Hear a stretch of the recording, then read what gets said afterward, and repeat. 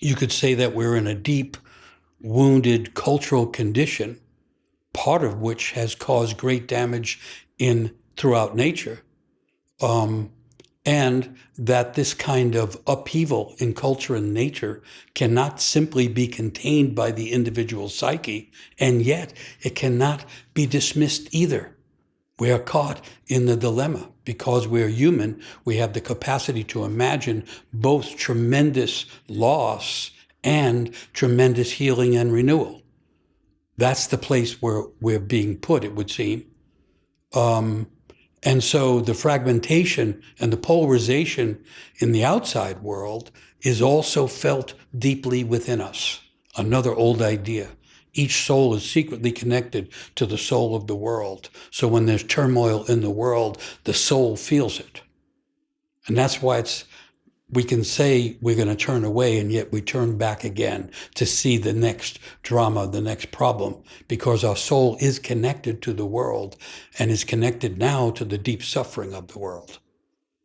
And of course, as the accepted patterns in life get more and more disrupted, we become more and more vulnerable to feelings of insecurity, anxiety, and fear. And one of the few ways to settle the anxieties and reduce the fears is to feel connected to a deeper self within. The old idea was that the soul is not defeated by disturbances in the world. And if we can be connected to the deep soul or the deep self, then we can be witnesses to what's going on, but not necessarily be overwhelmed by it, not necessarily become completely depressed by it, and not necessarily become overwrought with anxiety by it, but rather we can be tracking how our deep self would have us live in the midst of the catastrophe, let's say. So, as the rational mind reels from all the irrational blows coming from both nature and culture, we are thrown, in a sense, back on ourselves. And if we don't have the idea that there's something enduring and deeper and wiser than our daily, regular self, then we can be really lost. For one of the few things that can stand against this onslaught of radical changes that has become the way of the world right now, is to feel connected to a coherent inner center, the deep center of the soul or the self, which is what makes each of us unique in a strange way, but also what makes us able to somehow contribute to healing and to even a renewal of the earth. In other words, at this time, we are being called to expand our sense of identity, to increase our understanding of what it means to be human in this world. Right at the time when it is most painful to feel what's going on in the world, we are being called to understand in a deeper way what it means to be a human being stretched between the heavens and the earth, and capable of feeling great loss and great pain, but also capable of imagining healing and renewal. So, in the midst of all this, you might hear an inner voice saying, I can't handle this. Certainly I hear it repeatedly, but it's helpful to know that that's the ego speaking. For the ego cannot handle it. The ego has never been able to handle it. In a sense, the ego, or the little self, is created to avoid the great troubles of life. And so then a person could say, well, wait a minute, I feel very smaller and smaller. You hear people saying that in the world right now. I'm just a tiny speck in an accidental universe. I think that's overstating it. We are each a tiny speck, but we are all secretly connected to the soul of the world at the same time. I'll go back to Rumi, who said something like, you say I am so small and I can barely be seen in all of this. How can there be a great sense of love and a great meaning of life hidden inside me? Friend, listen, look at your eyes. They are small, but they can see enormous things.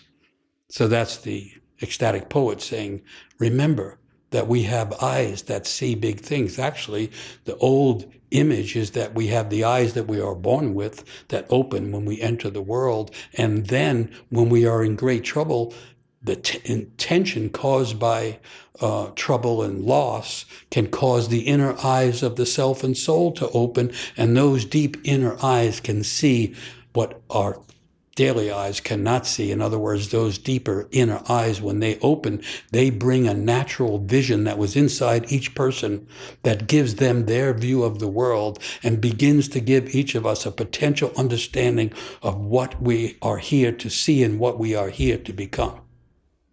In the meantime, those people who get their sense of self primarily from collective values tend to suffer a great identity crisis and a loss of the sense of self.